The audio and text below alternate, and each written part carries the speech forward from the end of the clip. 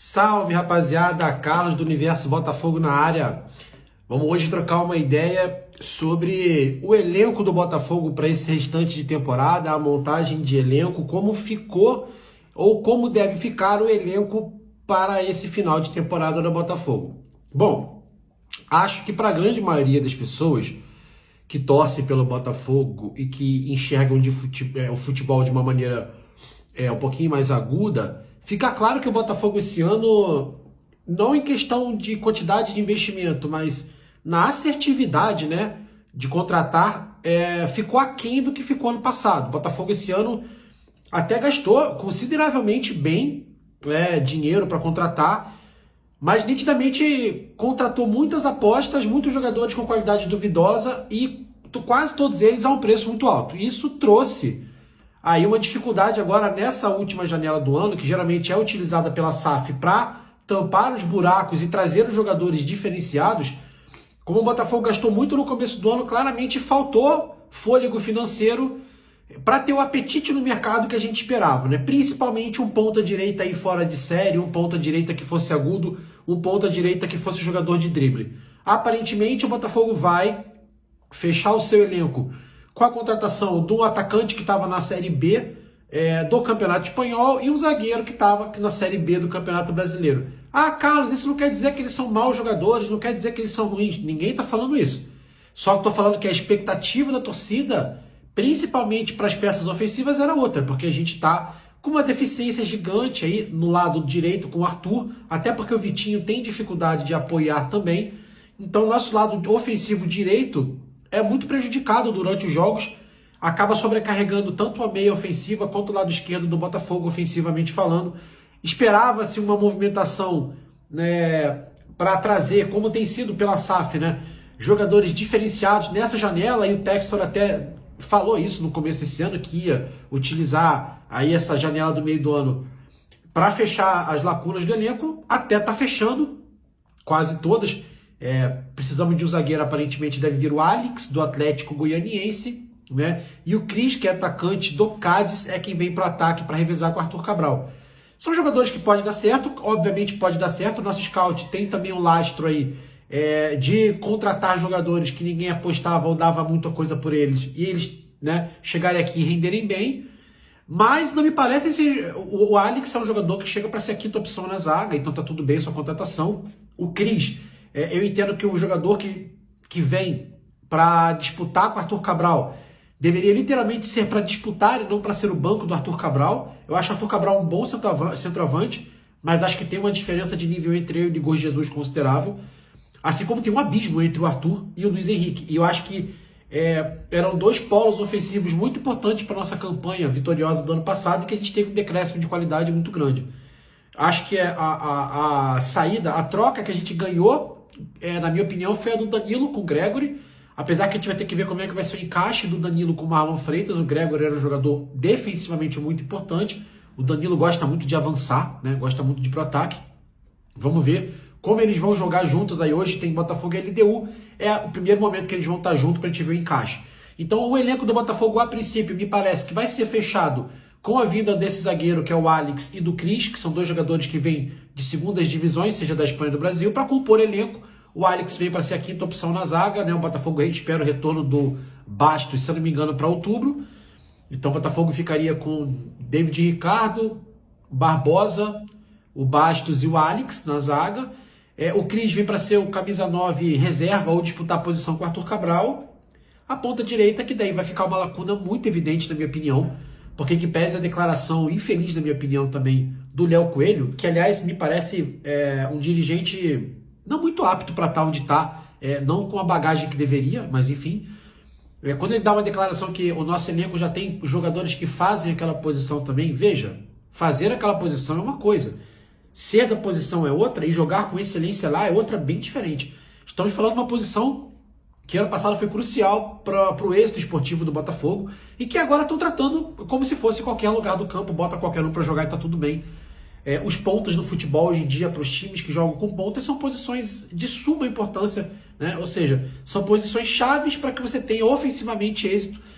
Parece que o Botafogo está tratando com um pouco de desleixo a ponta direita, desleixo barra investimos em jogadores e a gente tem que botar esses caras para jogar. Infelizmente, dando retorno ou não. O que me parece ser o caso que está acontecendo com o Botafogo. O Arthur custou 10 milhões de euros, mas tem que jogar porque foram 10 milhões de euros. O Matheus Martins eles vão querer colocar para jogar porque também foi 10 milhões de dólares. O Natan foi 10 milhões de dólares. Então, o Natan, por exemplo, e o Arthur são dois jogadores que somados esse ano aí, a gente passa na casa dos 250 milhões de dólares, vamos dizer, se somar o que foi pago com um com o que foi pago com o outro, né? É uma fortuna. Então, obviamente, o investidor quer que ele jogue para pelo menos ser revendido. Só que daí a gente está colocando a parte esportiva meio que de lado, na minha opinião, porque são jogadores que não são da posição, né? E o Arthur é o único que é da posição, mas o Matheus Martins, por exemplo, não é, né? O Natan também prefere pela esquerda. E como eu falei, a gente vai ter que jogar improvisado numa posição que ano passado era chave para o nosso ano vitorioso. Acho que o elenco desse ano, ao contrário do elenco do ano passado, que foi montado para ser campeão, esse ano o Botafogo montou um elenco para disputar. Então assim, é o que eu consigo fazer esse time aqui. Dá para disputar os títulos? Dá para tentar. Então é isso aí, esse ano conturbado demais fora do campo, sem a atenção do Textor que deveria aqui por 90% do tempo do ano até agora, quando aparentemente ele ia olhar para o Botafogo, esportivamente falando, explodiu a bomba da Eagle contra ele e dele contra a Eagle, então novamente o foco dele não está no campo do Botafogo. Claro que tem pessoas que trabalham para o campo, mas quando o Textor olha, é quando vem os jogadores diferentes, quando ele põe a mão dele, é quando vem os jogadores diferentes. Foi assim com o Danilo, foi assim com o Luiz Henrique, então foi assim com o Almada, e esse ano ele não fez isso, ele não trouxe esse jogador, com exceção do Danilo, que é um volante, mas ofensivamente falando, né, as peças ofensivas foram todas contratadas pelo Scout, apontando para o nosso departamento de futebol, que teve autorização e foi lá e contratou. Por quê? Porque nenhum desses jogadores que a gente trouxe são jogadores extra classe, né? Então é mais fácil contratar, não precisa que o Textor meta a colher dele diretamente. E aí isso já mostra também que tem uma queda de nível do time do ano passado para esse ano considerável, na minha opinião, ofensivamente falando, tá? Defensivamente acho que a gente continua muito bem estruturado, mas ofensivamente acho que a gente tem uma perda, perdão. E a não vinda no ponta direita, para mim, vai ser o martelo final o que a gente pode fazer esse ano foi feito em relação ao elenco, o técnico que se vire, vamos ver se dá alguma coisa, se não der, ano que vem a gente espera ter mais tranquilidade e já ter uma base muito boa do time, para aí sim, com 2 ou 3 contratações pontuais, a gente montar um super time capaz de levar vários títulos de novo. Me parece que o ano de 2025 foi muito mal projetado. E aí agora no meio do ano, que era onde o Botafogo, historicamente a SAF estava corrigindo os planejamentos ruins dela de início de ano, esse ano não conseguiu, porque está uma bagunça fora do campo, perdeu muito poder de investimento por conta desse debate e desse embate entre a Eagle e o próprio Textor. Então, claramente a gente está sem dinheiro para investir, como a gente investiu nos outros anos, o que gera aí um elenco consideravelmente mais fraco do ponto de vista técnico em relação ao que a gente teve no passado. Acho que é um elenco que dá para disputar títulos, principalmente nas competições de mata-mata.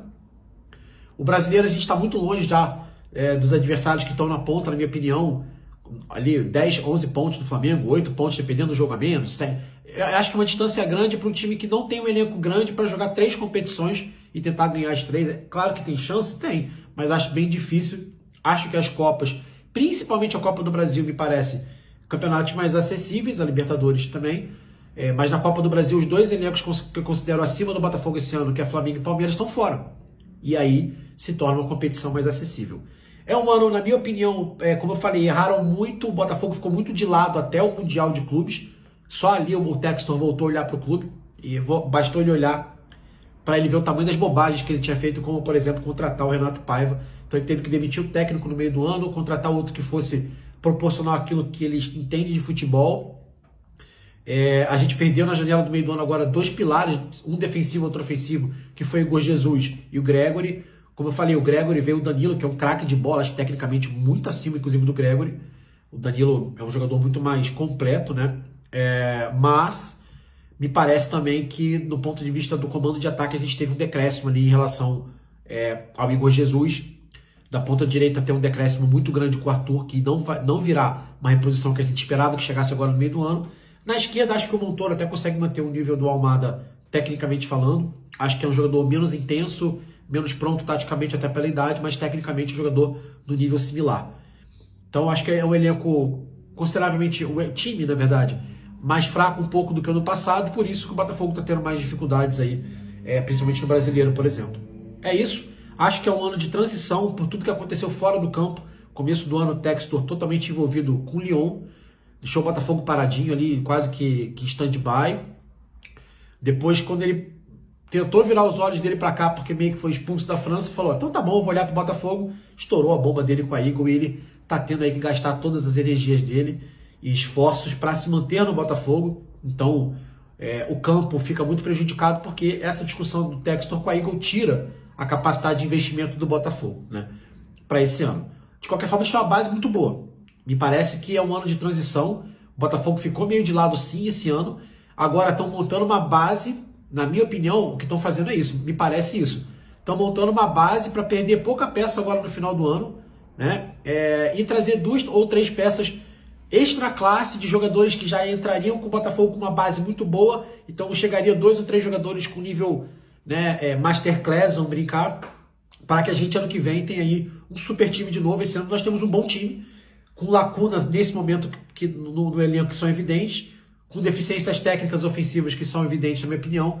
E aí essas peças ofensivas é que eu acho que vão deixar para o ano que vem, para solidificar o elenco que está sendo montado esse ano, para daí em 2026 o Botafogo entrar de novo candidatíssimo a tudo. Isso é o que eu espero e é o que me parece estar acontecendo.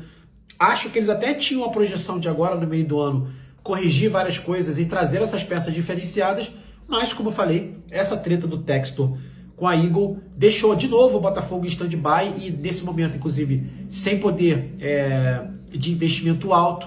E aí os planos, né, tiveram que ser remodelados, né, tiveram que ser estacionados. Aí o famoso aguarda aí, meu amigo, esse ano não vai dar, vamos com o que tem, traz jogador barato para compor o elenco e deixar na mão do técnico ver se ele leva alguma Copa, alguma coisa na base do elenco que já tem, da camisa, da força da torcida. É isso, galera. Acho que é um ano de transição, me parece, por tudo que aconteceu, como eu falei. Vamos aguardar aí o transcorrer do ano. Acho que a gente pode sim ter êxito nos campeonatos que são Copa. Espero que o trabalho do David vai se encaixando cada vez mais para que a gente tenha um êxito aí no final do ano. Pelo menos levar uma Copinha do Brasil, uma Libertadores, alguma coisa para casa. A torcida espera mais títulos. Para isso que a gente virou a SAF. Estamos disputando. Dá para melhorar ano que vem o elenco e o time. Eu acho que sabem disso internamente. Um abraço. A gente se fala.